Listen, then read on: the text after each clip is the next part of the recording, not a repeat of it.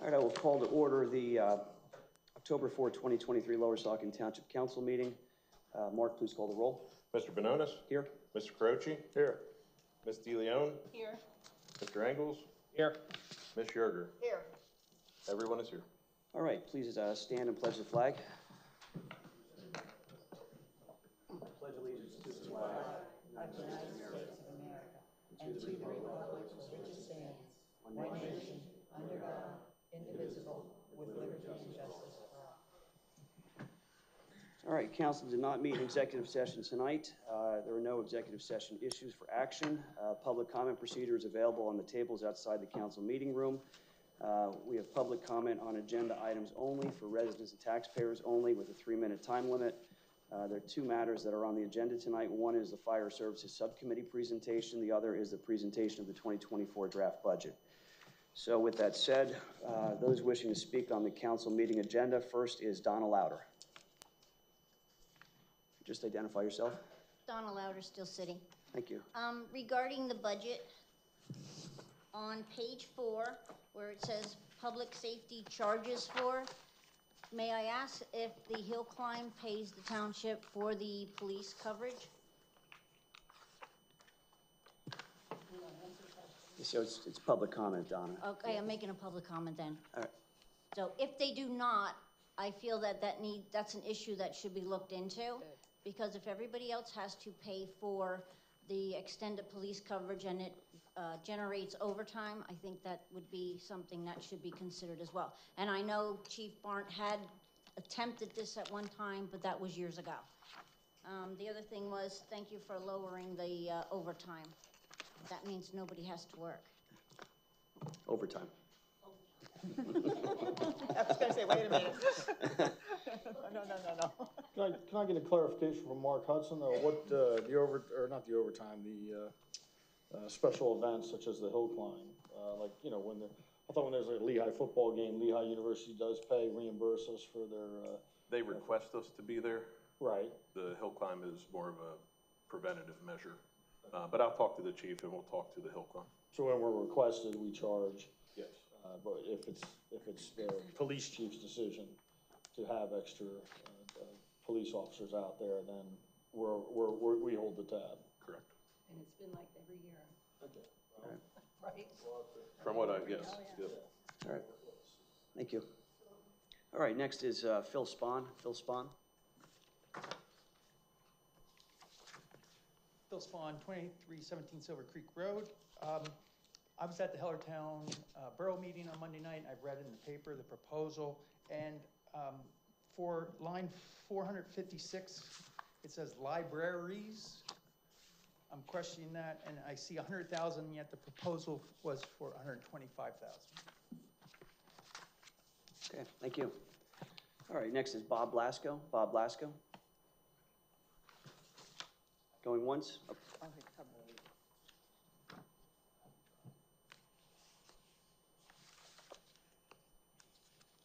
Robert Blasco, Lower Saucon Township. I have a question. Maybe I just don't see it here. It's listed as something else. I know we've talked about parks and recreations, things different time, and what's being. Where is that in the budget here? Is that listed under something else, or am I just missing it? What line item is parks and recreation?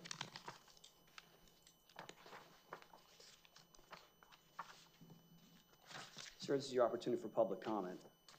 Well, it's not in there that I can find. 462, page 19. Yeah, I was going to ask. Where is it? I'm sorry. Page 19. Page 19.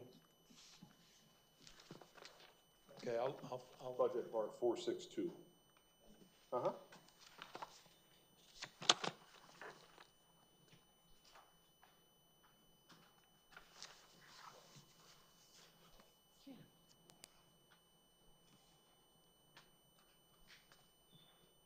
Oh, next is Andrea Witchen. Andrea Witchen.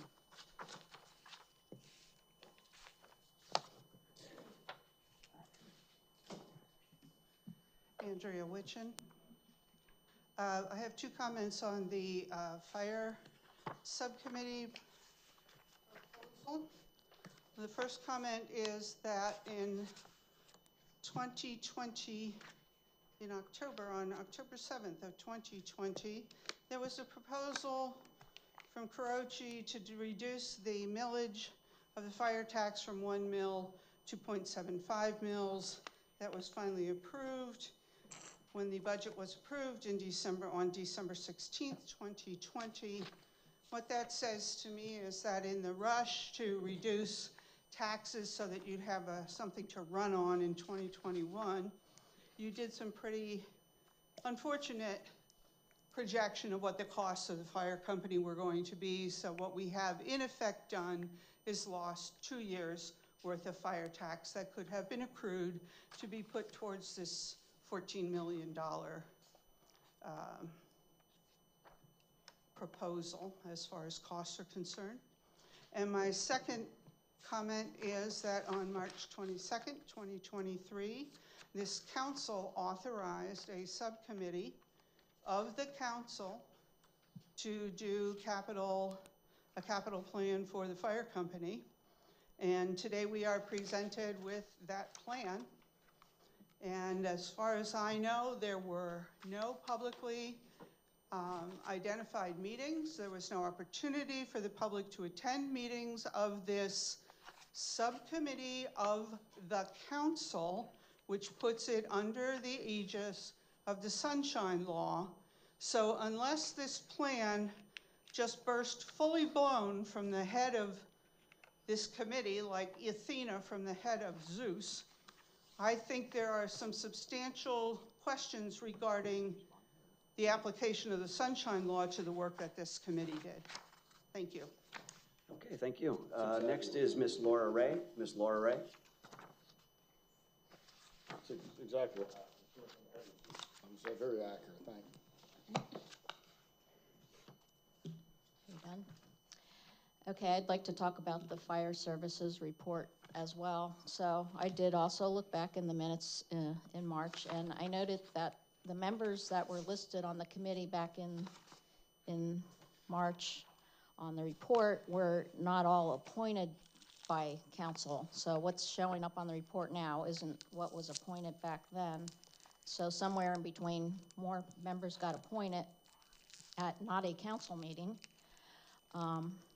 There was really no opportunity at all for public to apply to serve on this committee. And then next, as we discussed at the last council meeting regarding sunshine laws, a committee like this, which would be making recommendations to council, should be holding public meetings. So as far as I'm aware, there was never any notice of these meetings. The lack of transparency is disturbing. I believe this is a violation of sunshine laws as well. The report, according to the resolution, was slated to be presented at the 9/20 meeting. That would have given us a little bit of time to look at it before we're starting into the budget here tonight. Sadly, we just got our first glimpse of this a few days ago. Also of note, as Andrea just said, this was fire tax reduction was proposed in the end of 2020, so that in 2021, there is a $0.25 mil tax reduction in the fire tax. So it made no sense at all to cut funding for fire companies because they certainly need the funding, and they weren't ever overfunded. It's always been the opposite. So that was an election year, of course, so it looked good on your flyers that you sent out. So now just 2 years later, we're looking at a plan where you're wanting almost $15 million for a project. Seeing a time, let's see, so for something so major, the public should be able to have discussion and input on this matter other than the 3 minutes that we get here. And this is before we see or hear about the plan in any more detail. So hopefully that's going to be happening like a separate meeting, not a 3-minute agenda item thing. That's it. Okay, thank you. All right, next is Marco Zimic. Marco Zimic. Okay, that concludes the agenda item portion of the meeting. Public comment. Next, we have presentations, hearings, ordinances, resolutions, fire services, subcommittee presentation. I think we have Chief Ty Johnson and other members of the volunteer fire force are here. And I know, Tom, you were an active participant in this. All right, Donna, you want to come up? And Donna Louder, too. I'm sorry. Thank you, Donna.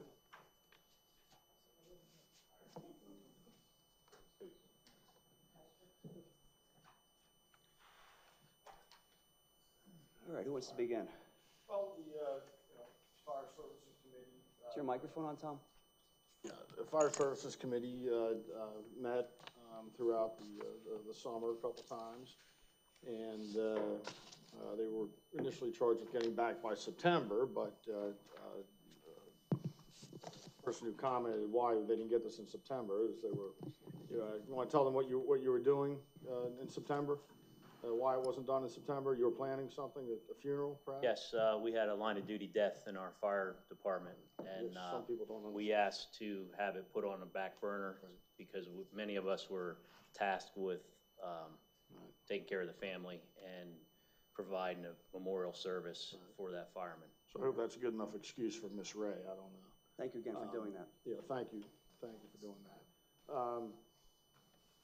Okay, so, there was a resolution from council to create this subcommittee, and the appointed members were Scott Creasha, Captain and President, Lower Saucon Fire and Rescue, Ty Johnson, Fire Chief, Lower Saucon Township, Anthony Medea, Battalion Chief, Brian Evans, Battalion Chief, Dave Spurk, Township Resident, Donna Louder, Township Resident, Tom Carochi, Council Liaison, Tom Barnt, Chief of Police, Mark Hudson, Township Manager, and Kathy Gorman, Assistant Township Manager, Finance Director. And the mission was to develop a long-term strategic plan to ensure sustainability of fire and rescue services in Lower Saucon Township. Review the need and cost for future fire trucks and state-of-the-art firefighting equipment. Review fire station location and real estate in relation to the current township residents and businesses' needs and the future station maintenance costs of our aging fire stations, and proposals of funding options to ensure Lower Saucon Fire and Rescue continues to innovate and remains a superior volunteer fire service. These recommendations will result in continued protection of life and property through fiscally responsible firefighting, rescue, and fire prevention. So it's meant to be a long-term plan. This is also meant to just be a starting point. This was, we wanted to get some things on paper to present to council and the public for comment now. I think it's best to get comment after you have something for people to look at, so they can comment on the specifics, not the abstract.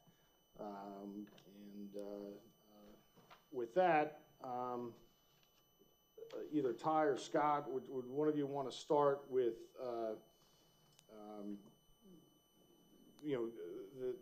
the facilities plan and really, what the committee came up with as a solution to kind of some of our aging fire stations. The CYCO was built in 1890, Southeastern 1959, Steel City 1986. So some of our aging stations and like. Would you like to start, Ty? Yeah, I can start. All right, am I on? Yep. All right. Yeah, a majority of the firehouses in Lower Saucon Township have some pretty good age on them, and we're rapidly outgrowing the needs of these fire stations. We end up putting a lot of money into maintenance and whatnot. Not to mention the trucks themselves are a lot different than the trucks were in the 60s and the 70s. The trucks are bigger, they're square, they're just a lot more going on with them. You want me to just read through this proposal here? Or? Well, yeah, I mean, we have some of the bullet points up here for the fire stations. And also the location, we'll get to the fire maps then, the service call maps and all that. But, I guess, we talked about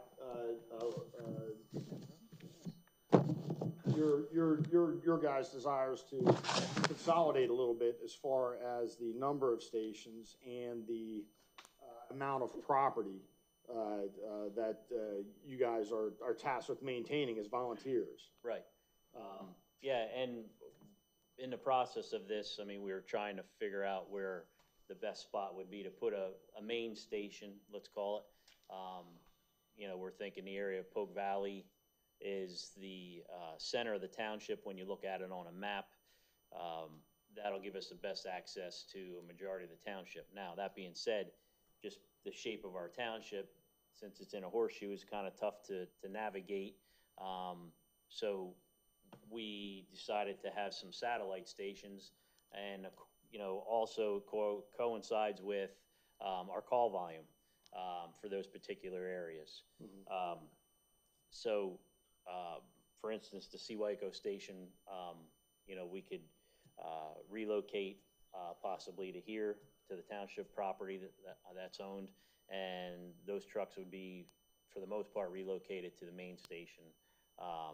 So it's at the, like a Seawaco station here on township property, you need like two bays perhaps? Right, yeah, approximately 2 bays, one being a drive-through.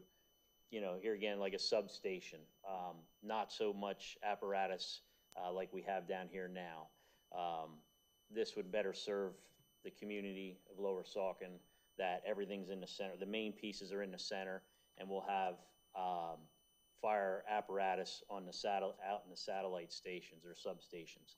And can you talk about, the committee talked about having equipment on both sides of the water in case of flooding. You want to address that? Yeah, so often the Saucon Creek floods and it cuts us off from each side of the township. So when we have incidents like that, we try to staff our stations because we'll have, you know, multiple water rescues going on, wire fires, house fire. I mean, when we have a hurricane, for instance, we could have every type of call that there is. So in the past, we've had to get on our crash gates of I-78 to transfer equipment to the other side of the township if need be. So with this plan here, we'll still have apparatus on both sides of the creek that when it comes up, that we can still respond to calls and serve the community. Yeah, and I think, just to back up for 1 second, Tom, on what Chief Johnson was saying, is the layout of the township does bring a whole nother dimension to this plan.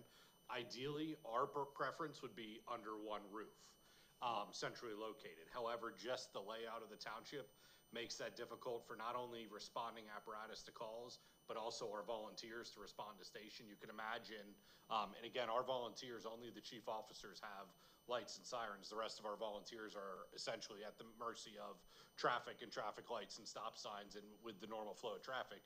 You can imagine if there was a house fire out in the off of Washergrass Road and a volunteer from here responding over to that area of the township to get an apparatus would be an extremely long response time. So that's where the idea of sort of a central location, modernized with several other things that will help us plan for the future as well came in. But in effort to not only serve the township, as well as keeping the ISO insurance ratings in mind to provide that, you know, that level of service and not incur a dip in that, that's where the idea of having to have some satellite stations as well. But this is all part of the big plan to be able to sort of take the next step. We've consolidated through the merger, but it's hard for us to lessen equipment the way we're spread out right now. Right, and we'll get to equipment and how this plan would help lessen equipment. But the committee talked about building a main firehouse for the next 50 years. You know, something that's going to you know, really be relevant, and then having these substations. So that would entail, though, the selling of Seawaco and Lightsville, which are on the edges of the township when you really think about it. And around the area around Southeastern, because if you're just going to have a substation there, you wouldn't need all that property. And then as far as Steel City, that would be a substation too. Would you like to talk about that? Yes. There wouldn't be a new station constructed there, obviously, because there is a relatively new building on site already that we can make work to have at least one engine at that station, which is what's there now, actually, with some modifications to upgrading the facility with bathrooms and like a day room, which would be a kitchen lounge, for guys that are there during storms and whatnot.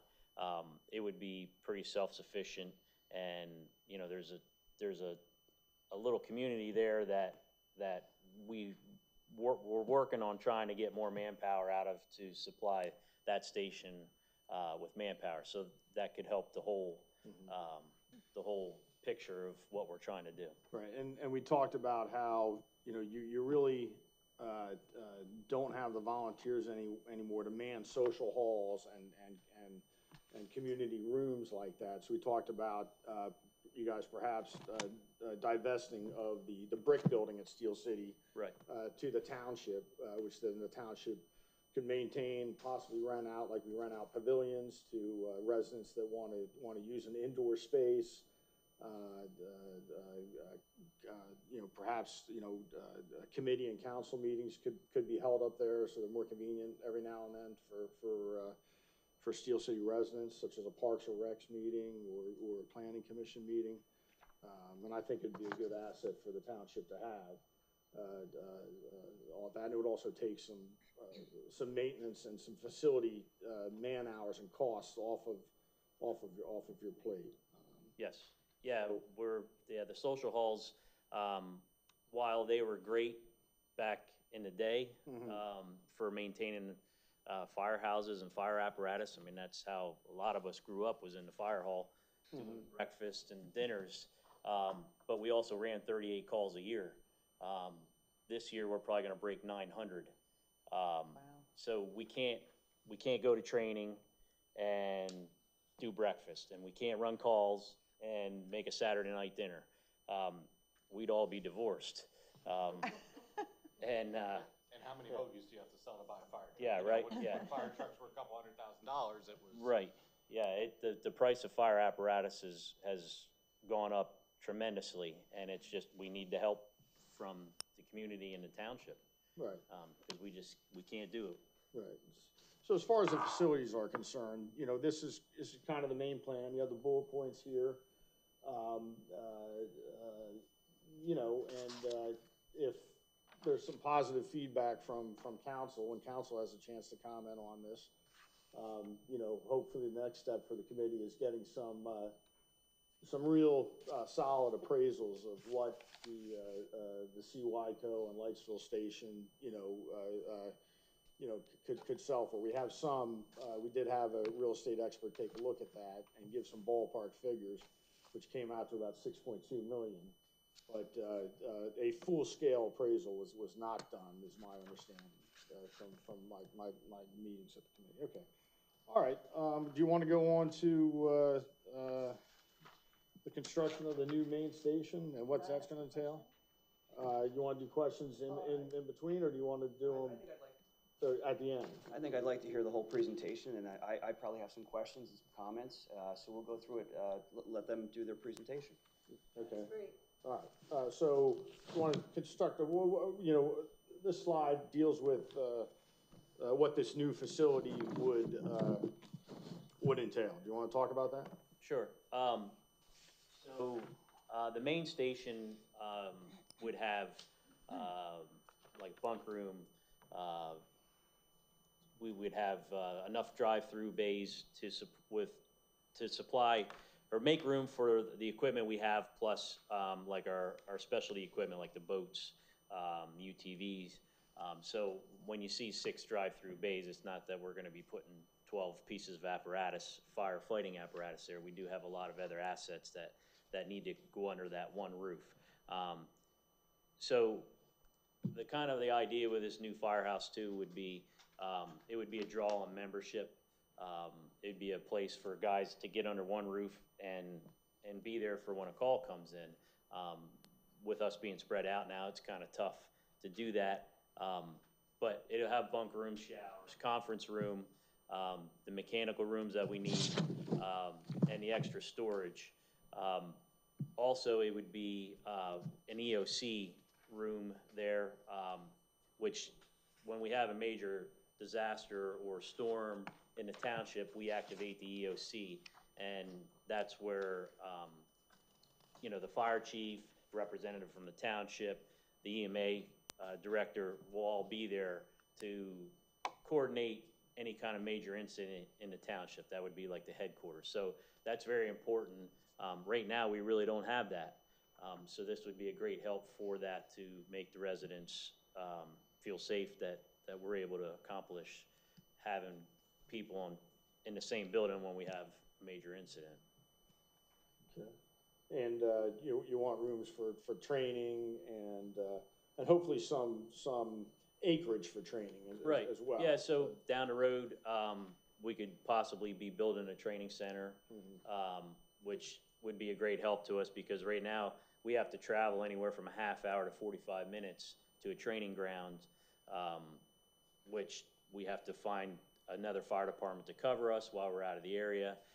So there's some logistics to it that down the road, behind this new fire station would be a great help for us to put in a training facility. Right. If you could do the training in the township, you wouldn't have to get another fire company to cover Right. Lower Saucon Township while you're out of the township getting trained. Right. Plus, there's a lot more, we'd be able to fine tune our skills a lot more than we do now. I mean, we do Monday nights now as our main training night, but guys do get together on a Saturday and train. But there's really nothing for us to train on per se, other than finding other buildings, the school district and whatnot. There's a big time component to that as well, because not only when we have to set aside the time for training, you have to build travel into that. So as a volunteer, so for example, a week from Sunday, we have one of our biannual training burns. We're basically building an extra 2 hours into our weekend time because we have to travel outside the area to be able to complete those tasks. Right, okay. And then one of the things that Chief Barnes talked about was possibly having a police substation in the building as well too, for the same reason. It's some police officers that have kind of a substation that's centrally located within the township, that's on that side of the water if there's flooding. It's by the school district. Right. That really hasn't been fleshed out, but it's an idea. Yeah. That if we go forward with this, we would want council to consider to have that on there. All right. Is there anything else? And then these are just some pictures you want to talk about new stations that have been built. Yes. So the committee was also tasked with finding some stations around the area that are being built, just to give us a baseline. Here's Fort Washington is one. This isn't exactly what our station would look like, but it's a pretty good rendering of something that could be designed and built. We've reached out to other departments to talk to them and see what their thoughts are, like what they're putting in their firehouses. So there's still some investigating work we got to do to figure out exactly what we want. But we just wanted to have some visuals for the public to see, and for council to see, what modern fire stations look like, kind of compared to the ones we have. Right. And what something would possibly look like. So I think those are good pictures. I think we talked about the substations. Is there anything else you want to add? I mean, you want to keep a substation in Southeastern. You think that's important? Right. So for the southeastern zone, for instance, that's our second busiest zone in the township, and our mutual aid comes from pretty far away. So it's pretty important to have a piece of apparatus out there, which Brian Evans said that the ISO rating is also affected by that. So you can use that as a guideline of where we're supposed to have stations, and it all goes off of the population, water sources and whatnot. So we thought that we need to keep that station where it's at. And here again, it's a roadmap, and maybe as things start developing, maybe that's not the case, but we feel strongly that with some dividing some of the land off, that it would help finance that piece of property. You need 2 bays, you don't need 16 acres. No. There's 16 acres out there, 18 Yeah, acres? 15, yeah, 16, yeah. 15, 16 acres. Right, yeah. You don't need that, nor are you interested in cutting the grass for 15 acres. and Right. maintaining 15 acres. All right, and then we talked about Steel City and talked about, so, here's the map of the fire stations, proposed fire stations. You wanna talk about this? I mean, Yep, so the yellow dots, two have the X's in them, so the one all the way to the left, that 164 zone would be Seawyco. That 161 zone is Lightsville. The purple area, that yellow dot's the southeastern station, and the top zone there, that's Steel City's firehouse. The triangle in the middle is the area we're looking to put a new fire station.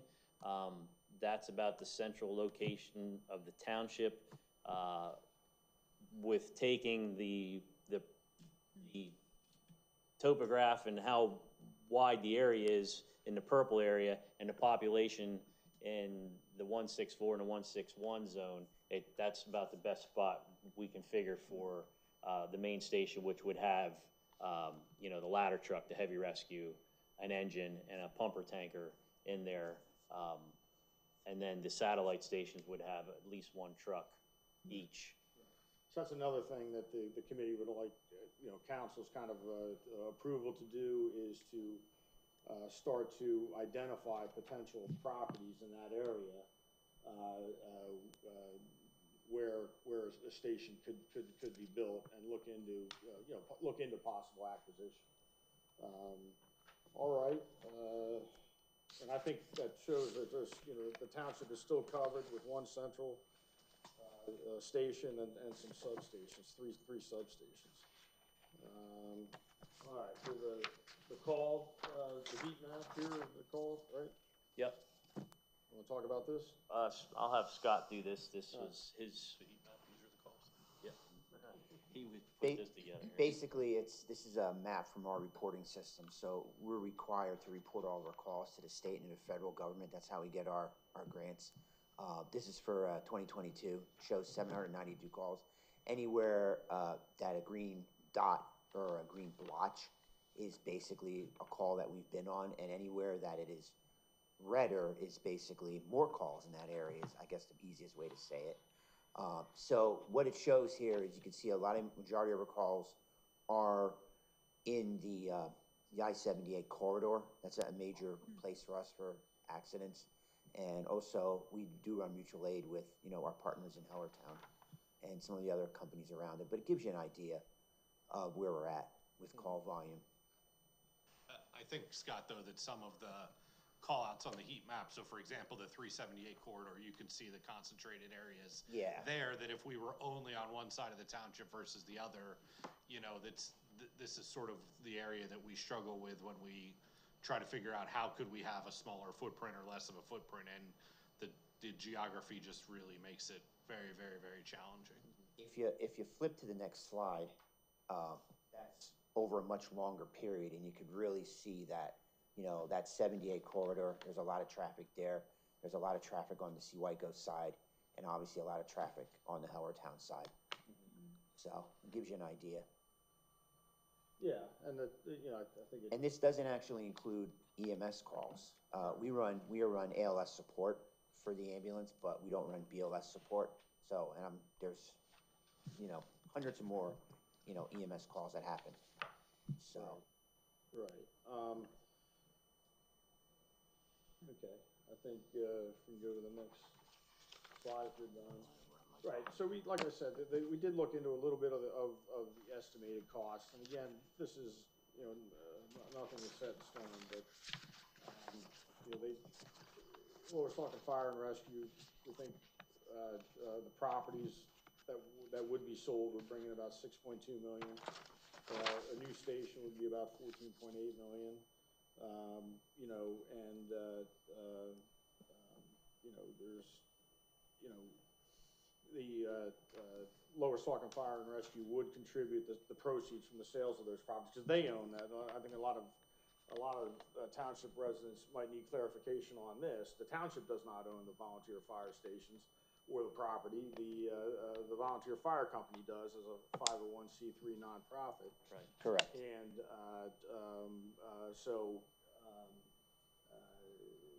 you know, they would have to donate the proceeds of the sales for the new construction. But the good thing is there are grants available. correct. So taxpayers would not be on the hook for the remaining $8 million if we can get some grants. So here's a list of the grants. Some of them, the FEMA grant, for example, is $500,000. We can apply for all these grants. Generally, though, to apply for these grants, though, you need plans. Am I understanding that correctly? You want to talk about that a little bit? Yeah, so most of the grants, especially the federal grants, they want shovel-ready blueprints. They want us to know, they want to know basically that we're ready to go before they give us the money. Right. So that's always been a challenge for us in the past with talks that we had in the department about, you know, maybe building a station. Is we never could get to that point where we were ready to go because we just didn't have the funds to do that. Right. So that's the thing with the federal government. We will need to have shovel-ready blueprints before we apply for any of these grants. And then there's also a period in there that has to be, the building has to be completed in order to qualify for certain aspects of the money. Right, so I think, you know, that's kind of the second step after possibly identifying and possibly acquiring a property in the Polk Valley area to then, you know, get blueprints so that we can start to apply for some of these grants and see what happens. And a lot of the grants now, they're very competitive, especially the federal grants now through FEMA. So you're going up against 5,000 or 6,000 other organizations that are trying to get money too. So, you know, there is, you know, a slight possibility you may not get money. We may apply for it, but we may not get it. You never know. You never know when it comes to the federal government and grants. It changes every year. Right. Sandy knows that, right? I'm nodding with you. I've been nodding with you all along. Yeah, I understand that very clearly. But these are just some basic grants. So like Firehouse Subs grants, that's the range they're funding. Leary Foundation grant, that's that actor Dennis Leary. He's got a small micro grant. Lowe's charitable educational grant, I've seen stuff funded in that range.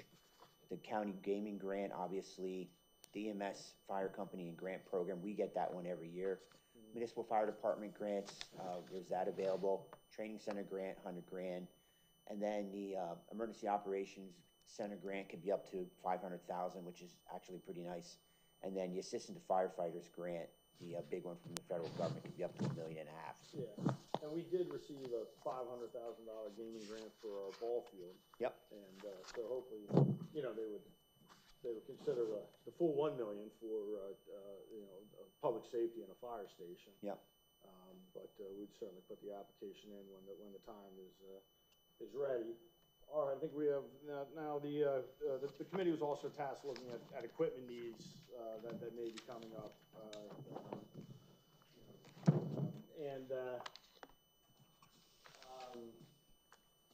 You want to talk just briefly, high level, about if we do this main station and these substations, how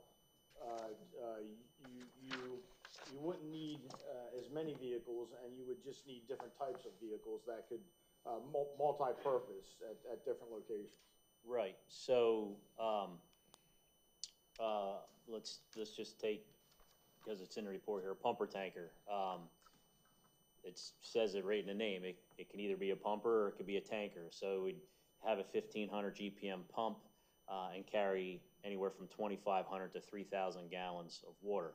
We currently have one that fits that bill. It carries 5 guys. We have another one that carries 2. So with the one that's carrying 5 guys, it makes it a little bit more versatile for us to use it as a second engine or a primary engine. You know, it's set up like an engine. It's just got a lot of water on it, and because it has a lot of water, there's a little bit less equipment, but there's enough equipment to outfit those 5 firemen or 6 firemen on that truck. So that's the kind of stuff we're looking to do. Same way with when we build our ladder truck, it's the same thing. It's, you know, it's set up as a quint, which can be used for aerial operations or firefighting activities. It could be a first-in pumper, and, you know, do fire attack just as a regular engine would. So we are very mindful of trying to design equipment that's gonna fit the needs of a bunch of different things. Because you'd go. With the overall goal of having less fire Right. trucks instead of more fire trucks. Right, And right. I think the example here would be that this pumper tanker, you know, we have 2 vehicles that are aging, and in the coming years, you know, whether it's a 2-range, 5-year range for both those vehicles, are gonna need to be replaced. The goal would be that instead of replacing them with 2 vehicles at almost $3 million, they'd be consolidated to 1 vehicle at essentially half the savings. And then as our apparatus get older, you know, as we come up for replacement, we would have less apparatus to replace by being able to consolidate to some extent. Right. But we're limited by what we can do right now, just physically. So for example, we can only put certain trucks in certain stations because the stations are that old. They were built when trucks were a different size, and we can't actually fit, we can't build a truck to do what the current vehicle does that fits in that same location. But we don't need a tanker over here where we have lots of fire hydrants. We need the tankers in the Lightsville and Wassergau sections of the township. Right, so just like we need to modernize our stations for the next, and substations for the next 50 years, we need to modernize our trucks for the next 20, 25, 30 years. Right. As they come due. And, you know, we can talk about that. There's currently in the fire services tax is 1.3 million. We owe 2 more payments, I think, on the ladder truck of $134,000 each. You know, so that's what, 270. You know, concern I have is the lead time. You know, on some of these trucks now seems to be getting out there years. Like, you know, there's a chance it could be sooner, obviously, but if we ordered a truck, we might not get it till 2026 if we ordered a truck, you know, this year. Yeah. Right. So I think that's an area that the committee also has to focus on and get back to the council before the end of the year on lead times for these trucks. And if it makes sense to order one, you know, before the end of the year, because we don't think we're gonna get it till 2026. By that time, the tax brings in about $332,000 a year, and we're talking 2026. If it's late 2026, that's almost another $900,000 in the fund, which already has 1.3 million in it, and we only owe 270 on the ladder truck. So it may be, you know, advisable, and we'll come back to council with specifics before the end of the year to put, you know, 25% down, lock in a price, or sign a contract for a truck that may not be delivered till 2026. I know, you know, Mark's been trying to get, we've been trying to get Ford pickup trucks for 2 years, and they haven't come. When we've committed the money for it. Yep. So, you know, I think, you know, the committee would probably like to have another briefing with council by the end of the year, if you guys think that's feasible, on equipment and possible locations at Polk Valley for council to consider. And but I think we've made a lot of good work, and we wanted to get something out there for the public to see kind of the direction that everybody on the committee is leaning, and then thinks after studying the issues that it's the best way to move forward. That doesn't mean there can't be some changes that council recommends, certainly.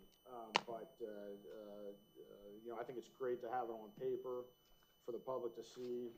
And I want to thank everybody on the committee. They attended meetings and were insightful, added a lot. I think we have a good committee. I look forward to keep on working with you guys to get this done. And unless, Donna or Anthony or anybody else have anything to say? I just want to say, I appreciate working on this committee. When I was on council, I did sit on the fire service board, and I I saw what these guys had, I saw how they were struggling, and I think this is a positive for the future of our fire service in the township. So thank you for bringing this.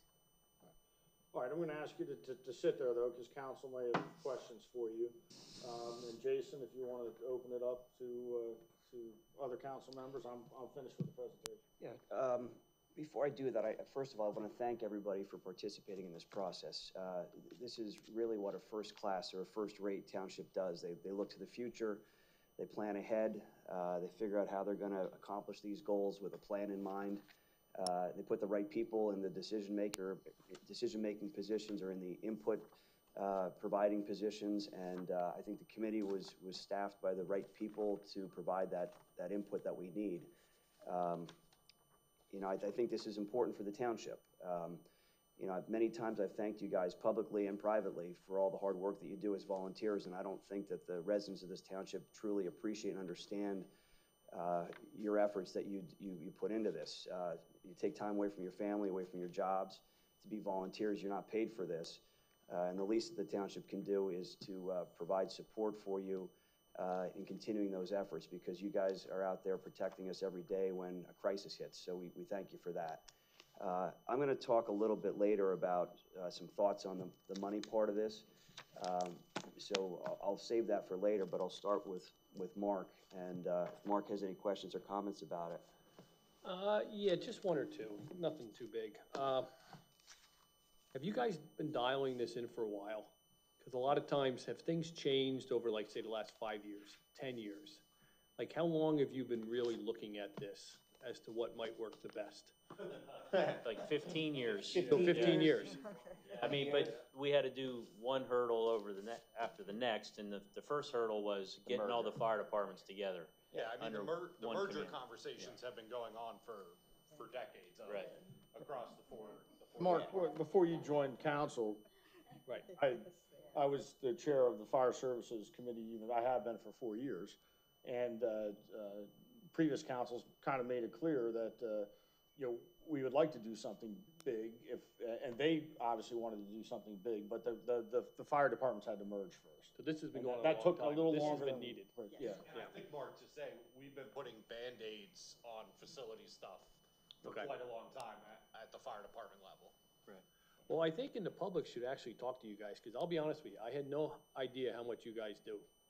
Really, how many calls you go on, and I don't think the public has any realization of that either. If you look at it, it's an average of 2 a day throughout the course of the year. And that's a lot, 365 days a year, guys.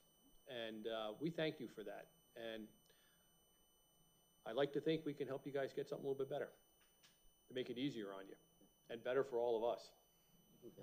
So I think this is a good starting point. Good, thanks. Well said. Thanks, Mark. Sandy? Well, I want to thank you guys too. I was a recipient of your efforts quite a few years ago, but you guys were there for us, and I have always been very supportive of you. So thank you. I think this is a great start, and I look forward to helping maybe you enact what we really need to do here. Thank you. Thanks. So I'll chime in at this point with my thoughts on how to pay for this. And maybe I'm getting ahead of myself, but I think we've been fiscally responsible as a council in many ways, and I hope that the public appreciates that. We treat the public's tax dollars like our own. And I think that spending money on this project or on this endeavor is money that's well spent. And I think that the public would support this.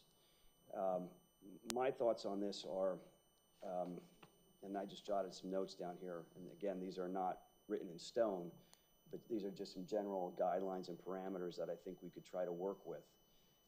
And certainly I'm open to other suggestions on this. When you're talking about selling Seawyco, Lightsville, and Southeastern, that would net, let's say, $6.2 million. And again, that's a rough estimate, based upon a non-official appraisal of the properties, but let's work with that number of $6.2 million. We then have the grants that, Scott, you were kind enough to outline for us, and if my math is correct, those grant figures total somewhere between $3.1 and $4.9 million of grant money that's available, which is a substantial portion of this, right? We're going to need that. I would just say, Jason, the one caution is that we unfortunately have had more trouble getting emergency service grants than in several other disciplines. So I would think we should just calculate on the lower end of that. And that's fair, that's Just fair. so we're not I'm just providing ranges here Yeah, as to no, what I those know. numbers are, and I agree with you. I think it's better to be conservative with those estimates than to be optimistic, because then we'll be surprised with a bill that's $2 or $3 or $4 million higher than what we're anticipating. So that brings us to somewhere between 9.3 and 11.1 million dollars. And if my math is correct, the total cost of the new centrally located fire station, as well as the remodels or the construction of the substations, comes out to about $15.5 million. That's a big number, you know, but I think we have an opportunity here because of Lower Saucon Fire Rescue's willingness to share their resources for something that's for the greater good, and also the township's willingness to share its resources for the greater good. So if we look at our balance sheet, the money that the township has, and I had asked Kathy to pull some numbers for me.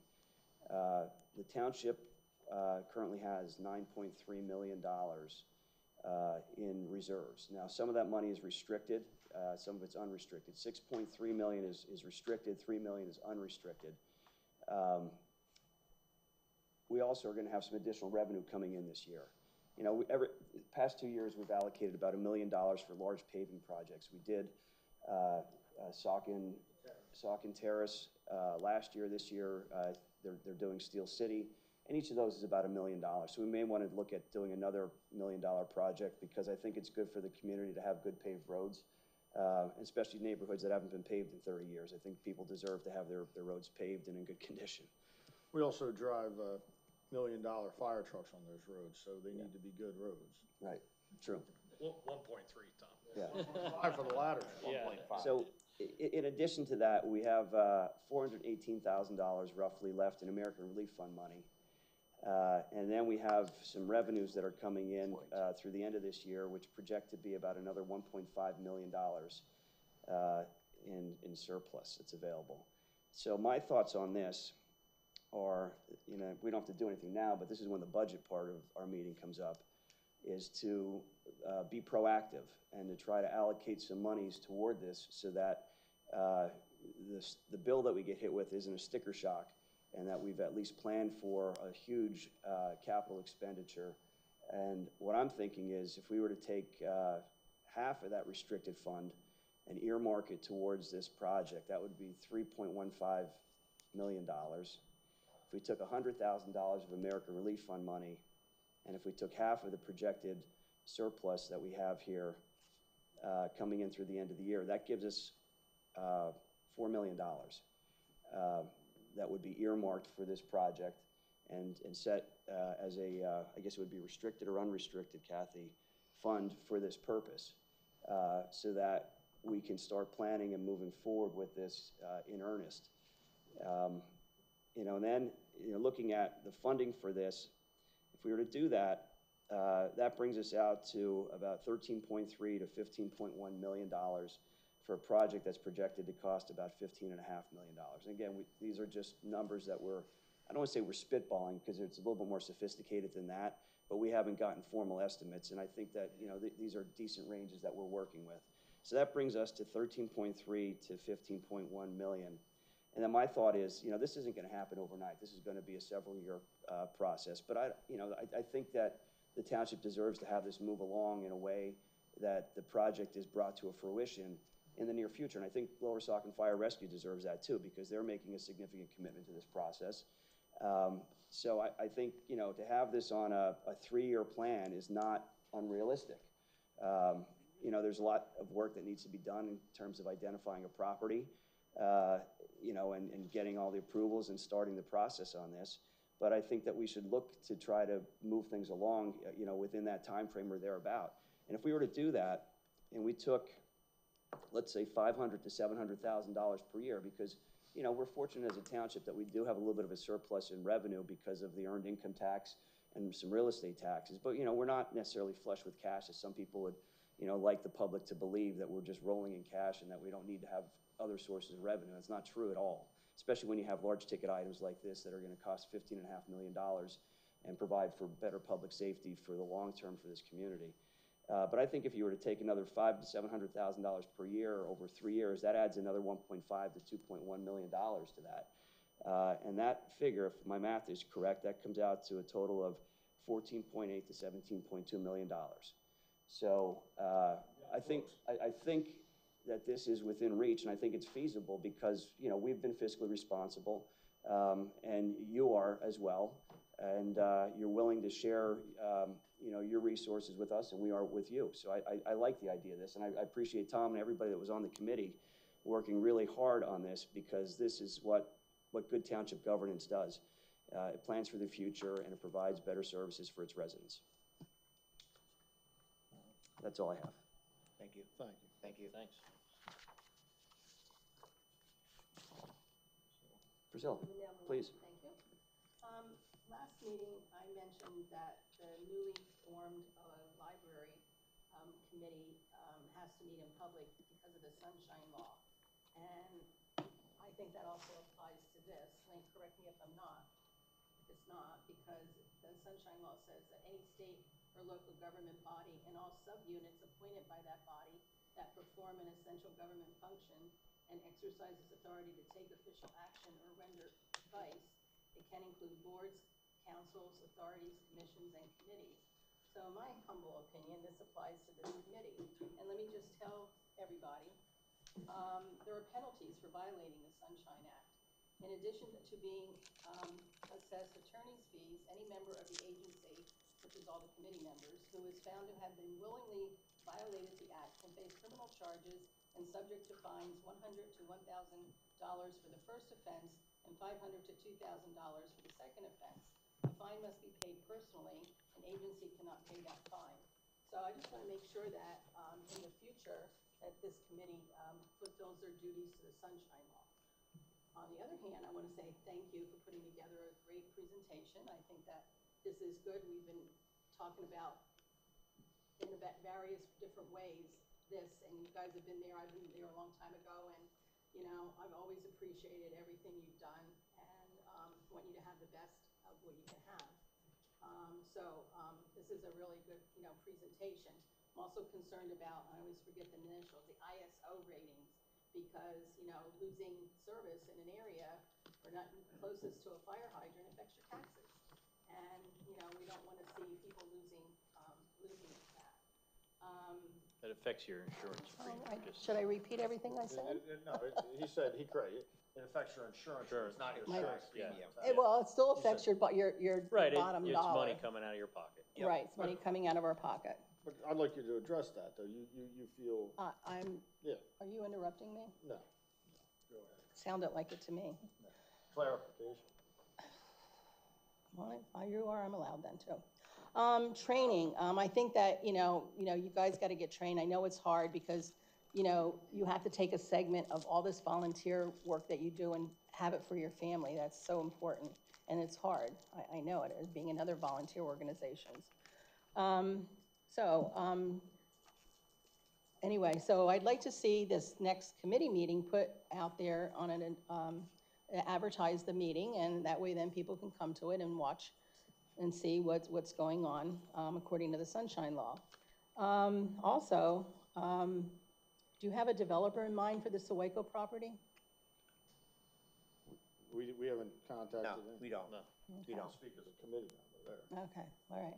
And also, and it's unfortunate we don't have the Saucon Valley Partnership in existence anymore, because when it was first founded, one of the many pluses, was that it gave you a step up. So if your grant application came in and you were a member of a council of governments, it elevate you to that next level. Now we don't have that. We can't put that on there. We can't add that letter supporting you because it's not in existence anymore. And that's really sad, because, you know, you could have had another level up higher. For now, that's all I'm going to say. And again, thank you for all your time and effort put into this. And I appreciate it. May I ask for clarification? Sure. You mentioned the Saucon Valley Partnership. As I recall, it was Hellertown Borough that disbanded the Saucon Valley Partnership. Is that correct? I think it was a both-sided thing, I don't know. Okay, what, the point What is, What a fraud. the point is, it's not in existence today, okay? Right, It's not like that. right, Admit but it. it's You're not, not gonna be honest about that? but it's not, You're not gonna be honest about it. hold on, You're gonna be honest so, about it. so it's not in existence because Hellertown Borough chose to, pause it, as I recall, it was the first term, and then they chose at the end of the year to formally disband it, is my recollection. Sandy, do you have the same recollection? Yeah. You do? Thank you. All Priscilla's right, trying thank to you. rewrite All right. history. Okay. All right, Rewrite history. all right, thank you for the clarification, Yeah, yeah. Priscilla. Priscilla was wrong again. Okay, are you done, Priscilla? I wanna, again. Oh, no, thank, I'm just getting started, but go thank- ahead, I'm done for now. No, I mean, on this topic, are you done? Yes. All right, thank you. Tom, please, Yeah, anything else just to add? want, thank you. But Brian, did you have something to say? I did, just two things. The one thing we probably didn't illustrate enough in this is, the idea from the committee is a phased plan, like that we have to do, there is a certain order to things to be able to ensure that we can continue to operate service. So I think as we get a little more understanding and deeper into the plan, that'll clear up what those phases would be, and, A happens before B and C.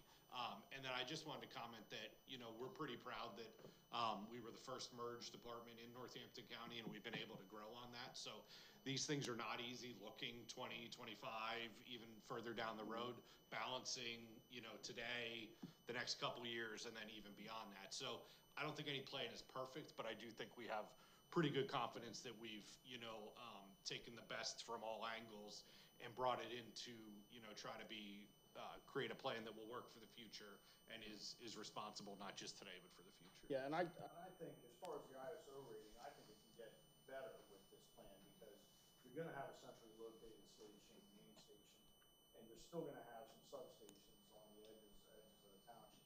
Right now, all the stations are on the edges of the township. None of them are centrally located because they've all been there mostly since the early 1900s, some the late 1800s. And the township has grown, and the residential properties have been built in different areas. Built in different areas. So I think the ISO rating, I think it's an opportunity to achieve a better ISO rating. I'm not worried about that at all because I think just the location of the stations are going to give you an advantage on call time and all that. For sure. And I think sometimes that, we get concerns amongst our ranks of losing history and some of those types of things. And really, somebody said years ago when we were having the merger conversations that, it's on us to, you owe it to the history to be able to not become sort of extinct and keep moving that needle forward and being progressive and anticipating what's Not next. become And- history. Correct, and that's what another sort of objective that we're trying to do is that no plan is perfect, but we want to we want to add to our history, not become. I have a question. Did you evaluate the schoolhouse, the southeastern schoolhouse on the southeastern property? It's historic, it's old. Right. Yeah, so, that wasn't brought into this plan per se, but, my personal opinion of that would be, that, and this is just my opinion, that structure would stay. I mean, that is a part of history of the township. We've always maintained it, kept up with it, so it's in good condition. Yeah, it would be a shame to lose that. Yeah, I wouldn't want to but see again- losing it. Yeah, and a thought on that is, perhaps, Wasn't I I, thought you were done. I'm Oh, I at thought you the were done. floor. No, you were Oh. wrong. I apologize, go ahead. I think that it could be tied in somehow with the park, and kind of evolve out into that. Because, it does have history to it, so. I think that during the committee meetings, I think that was said, that was a separate entity that would remain, and we kind of worked Around it, right. Yes. That's what I thought I That read, was- but I that was just wanted to, preserved already in our minds and not to be changed. okay, I just wanted to double check. Thank you. Well, we kept you here Hold on, long. Tom, I don't know if Priscilla's Oh. done. Let's see if she's done. Oh, yeah, I know. Are you done, Priscilla? Any other things still in? Okay, I think she's done, Tom, Okay, go ahead. She's done. All right, well, thank you, we've kept you here long enough, thank you for everything, and I look forward to our next meeting where we'll make more progress, and we're hoping to report back to council with more information by the end of the year, and hopefully maybe some decisions for council to make. Thank you. Thank you again, guys. Thank you. Appreciate it. Thank you, Donna. Yep. All right. I'm sorry, Jason, can I yeah, add something go ahead, quick? Both Councilwoman De Leon and someone from the audience raised the Sunshine Act issue. And I did, at the last meeting, agree with Priscilla that the library committee was an agency under the Sunshine Act. I do not think that this Fire Services Capital Subcommittee is the same animal as the library committee. So I don't think it's clear that this Fire Services Capital Subcommittee is an agency under the Sunshine Act. So I just wanted to put that out there. Okay. And the record will reflect that I disagree with you, so. All right. All right, well, I mean, I think we can all agree, or most of us can agree, that fire services and public safety are important. And I think this is a good endeavor that we've undertaken here, and, you know, it will speak for itself. I will agree to that. All right, we have no developer items. We now have township business items, presentation of the 2024 draft budget. The Director of Finance, Assistant Manager Kathy, has prepared a draft of the 2024 budget.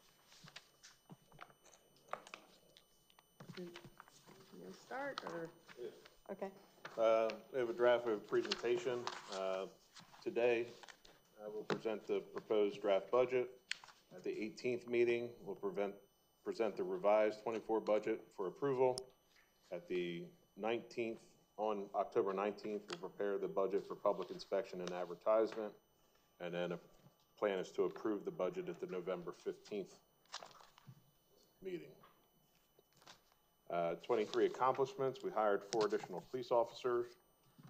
We ordered and received 2 police SUVs, 3 mobile license plate readers, 1 fixed license plate reader. The Public Works, we ordered and received a roller, a wood chipper, a grader attachment for the skid steer. We completed the old Philadelphia Pike Bridge rehabilitation. The Black River Road culvert replacement is still on the schedule for fall of this year. Steel City paving project is currently in progress. Hope Valley Park's pickleball courts began and will continue this fall and will be finished in the spring of '24. Easton Road baseball field project has begun and will again continue into the spring of '24.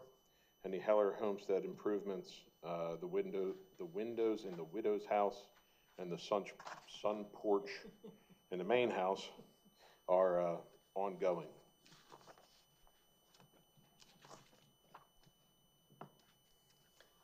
For 2024 projected revenue, we are touching on the larger items. As you can see, real estate, we're projecting $2,012,500 collectively. We're not proposing a tax increase. The enabling taxes, which is your EIT and your local services tax, we're projecting to come in at $3,636,500. The landfill hosting fees, we're projecting at $2,003,000. County, state, federal share funding, which includes your fire relief funding, your pension relief funding, and grants, we're projecting coming in at $510,628 for next year. All the other incomes, which includes police fines and permits and all of that other day-to-day operational revenue, will come in at $622,850. Interest is one of our bigger items. You'll see we're projecting almost $1 million in interest this year in all funds. However, the feds are projecting to increase the interest rate again by 1/4 point in November. The manager and I are working with other financial industries to try to put our reserves in funding to hold that interest rate before the Federal Reserve starts to decide to decline it. So hopefully with that, we'll continue to have a decent year next year for interest rates.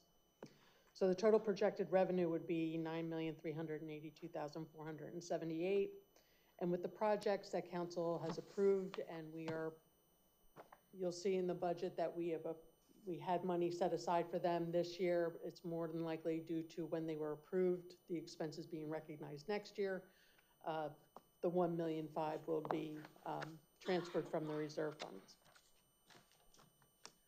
The next slide, we have this every year. We wanted to show council the 3 major sources of revenue and how that has increased over the years between the real estate tax, the enabling tax, and the landfill hosting fees. This slide also shows the revenue compared from last year to this year. As you can see, the bump ups were significant in the interest rates and in the local share, and a slight increase for the sanitation. Just from the budget green, from 1 year. The green is line shows 2023 and the blue line shows projected for 2024. So other than the interest rates from what was projected from this year, that's the most significant revenue line item that's demonstrated here. As for the use of the landfill funding over the last couple of years, this chart shows what it had been used for. We'll be coming up towards the end of the year. We might be needing some to replenish our fund balance, beginning in for cash flow purposes, which I had indicated during the semi-annual report. But overall, we've been fortunate in the last couple of years to be able to use the majority of that funding for capital and infrastructure improvements. This slide, I think, is a fair representation, or we think is a fair representation as to where your tax dollars go. A lot of people look at your taxes as an overall lump sum. I pay, $10,000 in taxes. This slide shows how the percentage-wise of what your dollar goes to compared to the county, the school district, and the municipality.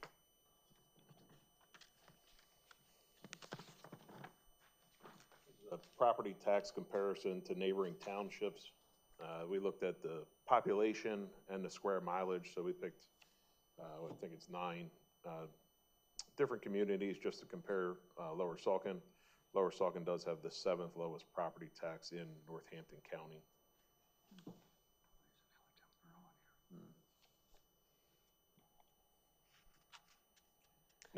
Projects, go ahead. This slide shows that the grants that we have outstanding and the projects that are associated with that. As we had told council and promised council before, when we have a capital improvement project, we look for grants to offset any of those expenses. And these are some of the outstanding items that we have. Once these projects are complete, we're set to receive $1.3 million in grant revenue once they're done.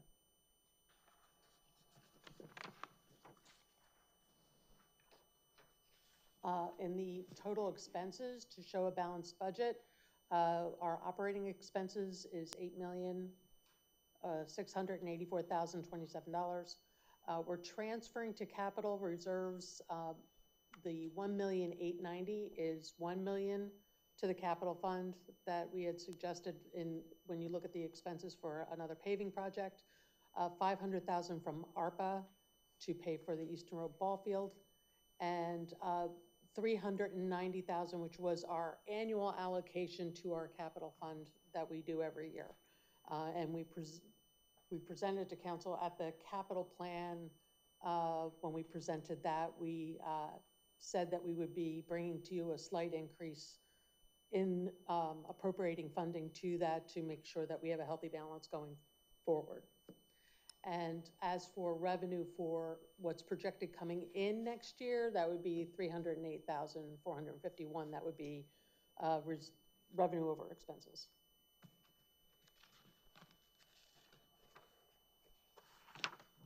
This chart again just shows more of the line items broken out. Again, the green line shows the 2023 budget amount, and the blue line shows the 2024 budget amount.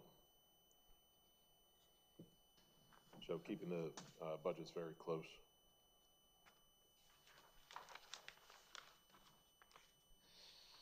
And now to our general fund expenditures. In council, we are projecting $56,194. That's inclusive of permitted council compensation if council members choose to accept it. I know there's several council members that have waived that option.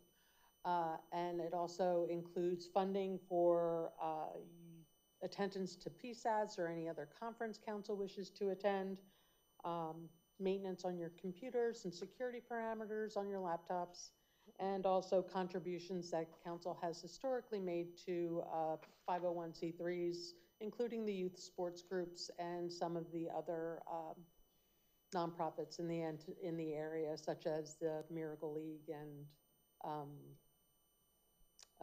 Bethany Food Bank. Ministries.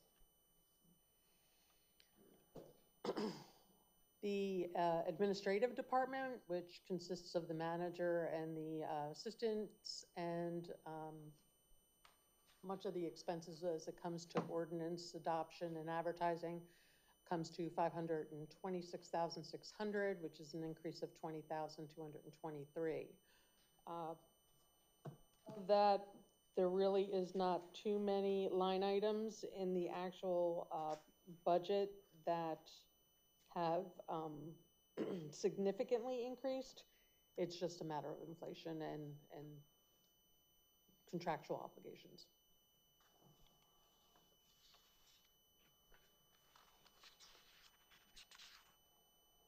The next item is finance, which is $291,850. That's inclusive of the TCC, or if you look on the actual spreadsheets, the items listed under 402 and 403.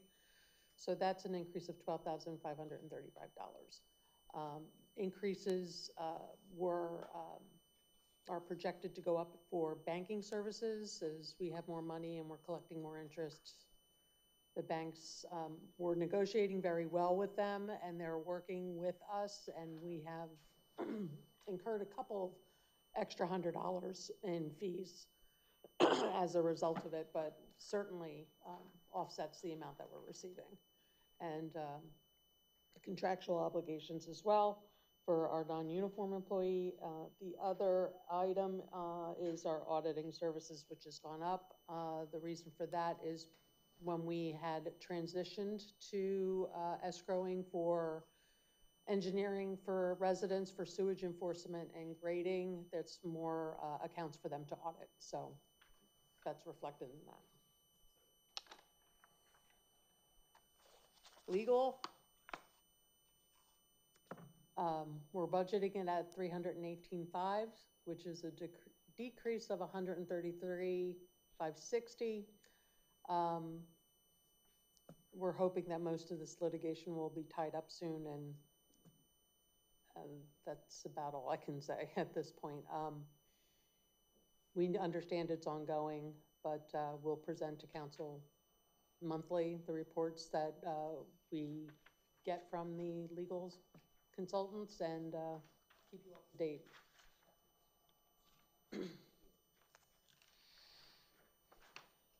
Information and technology is $70,000, and it's up $9,720. The big item on here that we wanted to bring to council's attention is that we are looking into upgrading our website.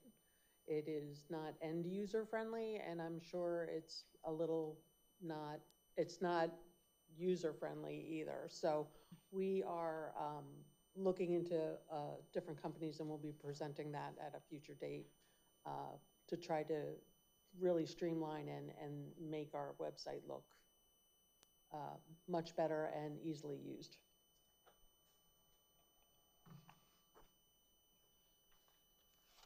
Engineering, we're budgeting at $175,000. A lot of the items that we have ongoing that might be attached to grants have engineering involved in that as well. So some of the expenses will be coming from those grant funds that we have. So we're just projecting a couple of projects they might be doing, and they're just Hanover's general engineering needs of the township to rely on them. Buildings and grounds, it's $238,550. are constantly looking into this budget to try to find items that we can renegotiate with our contractors. That includes any maintenance agreements and phone service, internet service, all of that. In this particular budget, we are asking for funding to repair the lobby floors or make some kind of a Carpet or something. repairs in some way, the cracks that are at the entrance. And we also want to, we've done the administrative office, we've done the police department, we want to repaint and recarpet the council room. It's been 20 years, I think. All of the insides need to be. Where did the time go, Kathy? I don't know, I just realized I've been here 17 years. The police department. This is $3,592,722, or 72, excuse me. The amount has increased due to the 4 officers that are hired. We adjusted our budget in 2022. Not all the officers have been, we've had retirees, we've had people out, we've had new people coming in. So I don't think we're going to get the full complement of how much it's going to like fully cost for all of the officers in place, and probably until the 2025 budget at that point. But there's always a flux between people that are coming in and retirees and people leaving. So we feel that this is a pretty good amount to cover everybody that council approved contractually. Also, I want to note again that the MMO has significantly lowered. That will hold for 2 years. The next valuation will fully recognize the 4 other officers. So there's a good chance that it will bump up again unless we really do get some really high gains in our plan.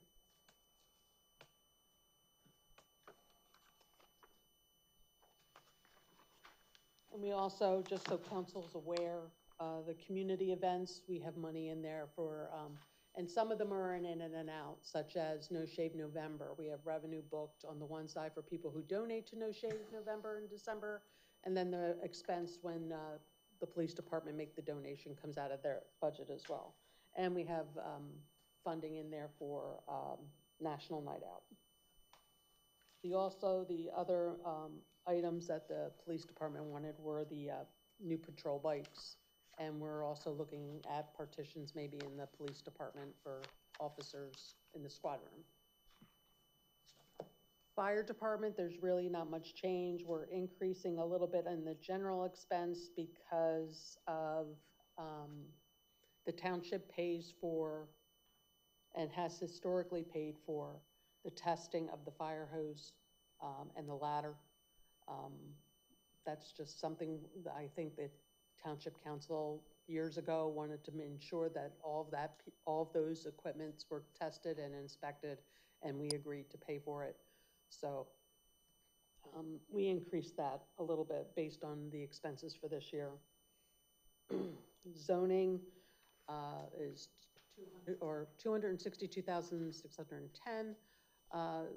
The only thing that they're really requesting is the they're still looking for an integrative software that residents can use to look up properties and find zoning districts and things like that. So they can kind of help themselves as well before they come and ask for specific questions, that they might be able to understand what they are limited in doing on their property on their own.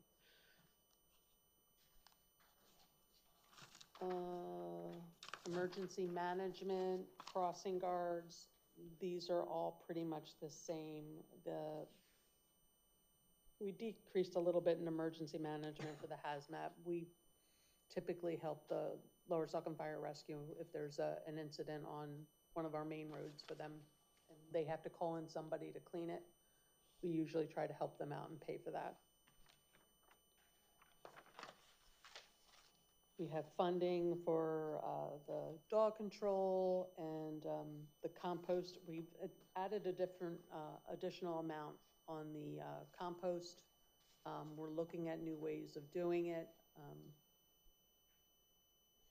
Right now, our Public Works Department's transporting the waste to the facility. It's saving us quite a bit of money doing it that way. So we'll continue to look at this and make necessary changes that would best suit the residents and help us lower expenses. The Public Works Department, all inclusive, is $1,687,959. The items here that we, outside of what we normally pay, is Roger is looking for cleaning out the oil and grit separator in the garage. That's like close to a $9,000 to $10,000 expense, and we do that every couple of years. The other item is that we are requesting council to consider funding for an assistant for the Director of Public Works, to add another employee. Under the Parks program, we have increased this slightly. Hopefully we won't have to use this. We are trying to research and get grants, and we have received grants for Town Hall Park for replacement, but as you know, our playgrounds have reached their depreciable life. Finding apparatus to replace parts that are missing is becoming a little bit more difficult and definitely taking way longer to even get. So we did budget additional money in there for that, for maintenance in case we don't get time to replace the equipment in time, because we're trying to hit a park every year. Summer program came under budget this year, but we're putting in the same amount for her next year, as well as the senior program. The pool reimbursement program has gone fairly well. We were projecting paying out $6,500, but we're keeping it at $11,000 because more people might be willing to, buy passes next year and get reimbursement for it. That is for the parks. The library contribution, we had put in $100,000 in there prior to council's offer. That can be amended if you would like. We're going to ask your direction on that one.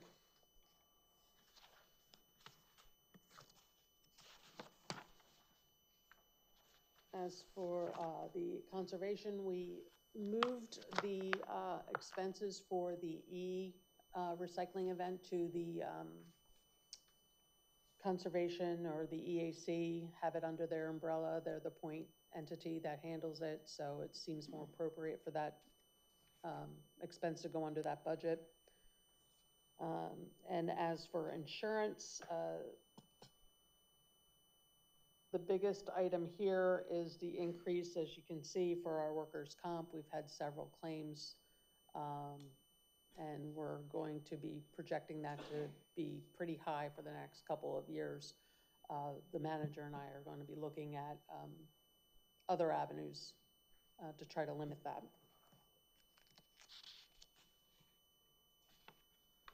And that, outside of the transfer that you'll see in that goes to the capital fund from our reserves, that balances the budget at 10 million, general fund budget at $10,882,478.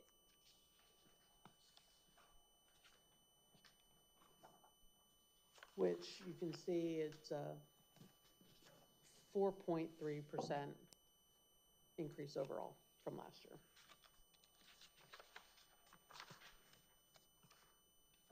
Special funds, under O2, which is blue in your document that I provided to you, This consists of the funds that are specifically related to taxes that can only go towards specific items, such as open space, the fire tax, and the state liquid fuel funding that we receive from, that's PennDOT and related to road work. The fire tax, we're projecting to bring in $332,000 again, no tax increase requested. We're anticipating $50,000 in revenue, which brings us to $705,000 next year. We're projecting that we're going to need $323,000 from the fund balance, only due to, you'll see in the expense of 500, in the budget it's 705,000. On the PowerPoint, it's accounting for payment number 4 for the ladder truck, grant writer, and we have 565,000 approximately in there. If for whatever reason council decides that you want to move forward with the next vehicle, that we'll have money next year to put a down payment on. That's traditionally what the fire vehicles, that they'll get a better rate in the total cost of the vehicle if we put money down first. For liquid fuels, we are projecting revenue next year at $899,000. We're going with $356,120 coming out of the fund balance. Every one of these we are using our fund balance. That's fine. We have plenty. We have 1.7 million currently in our liquid fuel funding. So this will pay for the next paving project that Public Works Department's going to do. It offsets some of the costs for the equipment for the roller and the backhoe, which the Public Works Department's requesting, you'll see in the capital fund. Paver. Or paver, sorry, paver. Winter maintenance pays for the salt and the cinders. We pay all of our street lighting and other items for Public Works. The additional amount that we're requesting council to consider is the $48,000 for cameras to be put on the traffic lights to remove or replace the need for the sensor loops that are in the road itself. When maintenance is done on the roads, they can be disrupted, broken. It costs money to have them come out and redo it. So these cameras are they're not new technology now, but they're much newer than what we have currently. So our Public Works Director is recommending replacing the 4 that are owned by the township and that we would consider asking the shopping centers to upgrade theirs. Open space, we budgeted for consultants for $46,000. We put $1 million in there. Council should consider a property. $75,000 for just the maintenance and lawn mowing care of the properties that are owned, and $500,000 for Eastern Road ball field that would cover under the maintenance. So that comes to $1,621,000. So we'd be utilizing, since we're not collecting any money truly in that fund anymore, since the tax was repealed, other than interest earnings, we're requesting council to appropriate a $1,416,000 from the fund balance to make sure that there's enough funding available if those, especially the open space purchase, if council should consider anything next year.